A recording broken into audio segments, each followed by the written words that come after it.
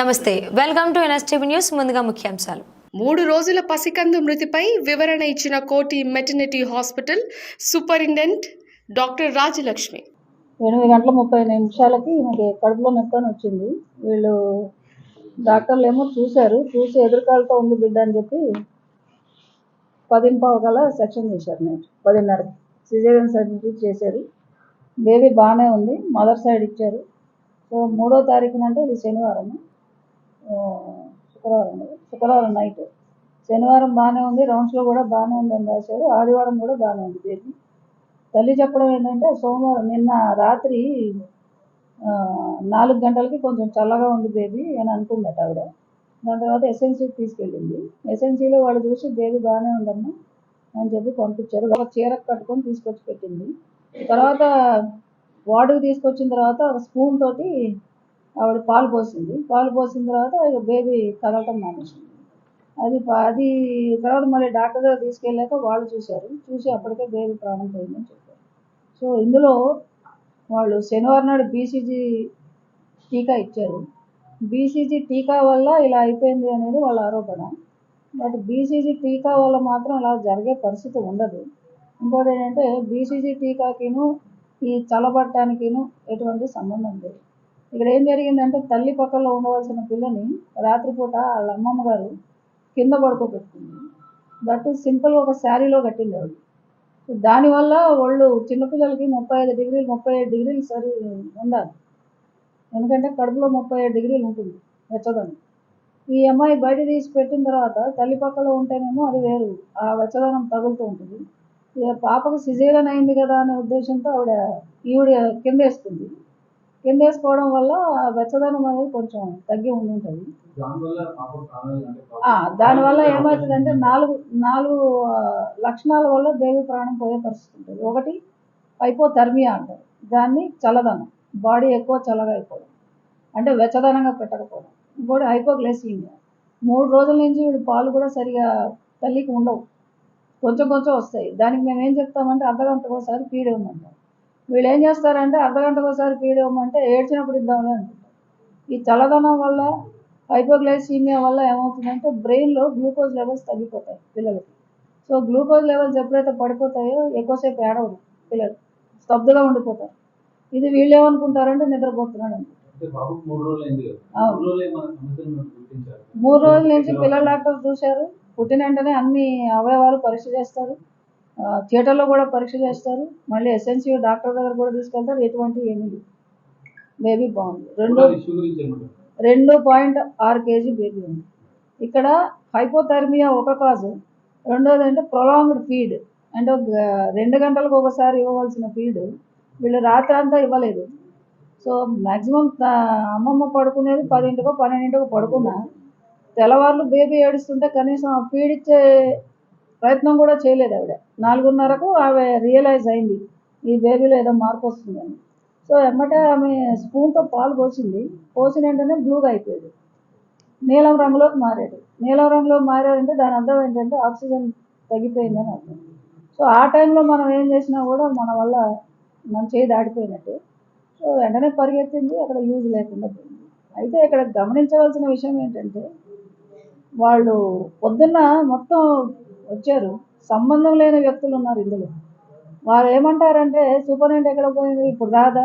ఇక్కడ సూపరింటెండెంట్కి వాళ్ళు ఎందుకు చేశారో నాకు తెలియదు. మా దగ్గర వీడియో కూడా ఉంది అతనిది. ఇంకోటి ఆయన మొత్తం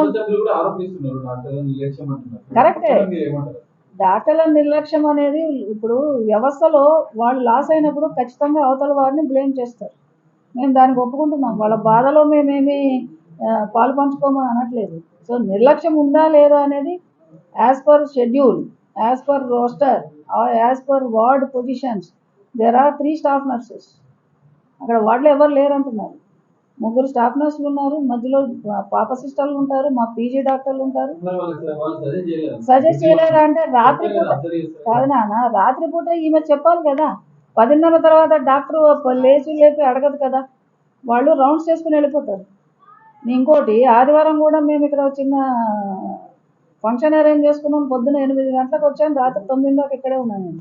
వాళ్ళకి అలాంటి అనుమానం ఉన్నప్పుడు ఖచ్చితంగా మా దగ్గర కన్నా రాలేదు వాళ్ళు. ఆదివారం 8 గంటలకైనా సోమవారం ఉదయానికి పెద్ద తేడా ఉంది. రాత్రి 10 గంటలకు ఆమె పడుకుంది. అయితే చూడరు కదా, అది మనం కంప్లైంట్ చేయాల్సి ఉంటుంది. ఆవిడ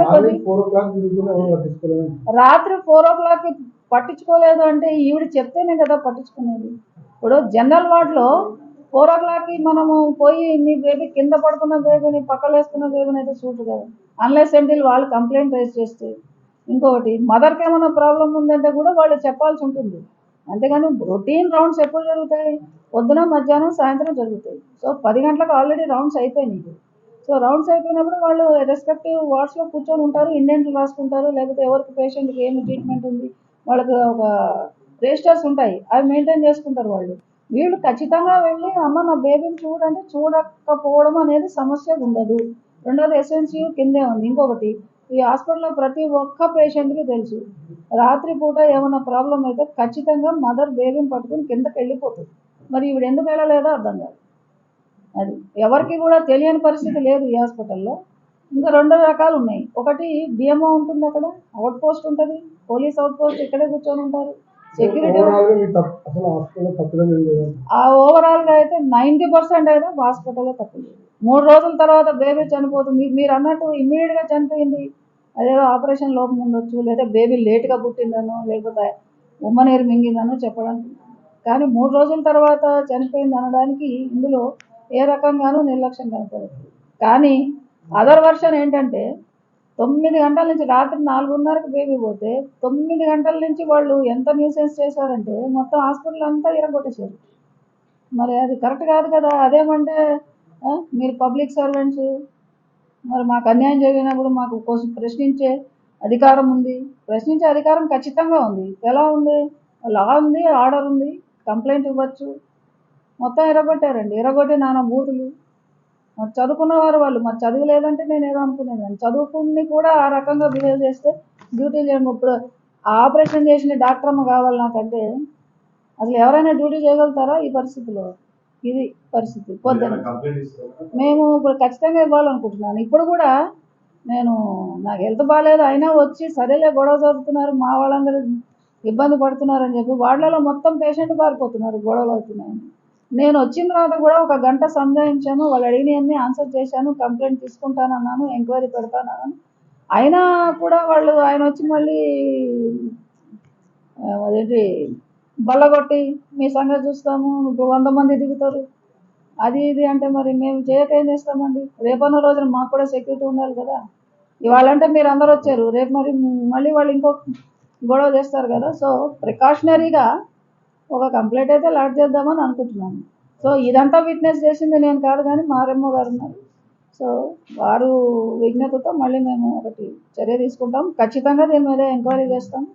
ఎంక్వైరీ చేసి ఒకవేళ డాక్టర్ల నిర్లక్ష్యం ఉంటే, సిస్టర్లది కానీ డాక్టర్లది కానీ ఉంటే ఖచ్చితంగా మేము చర్య తీసుకుంటాం.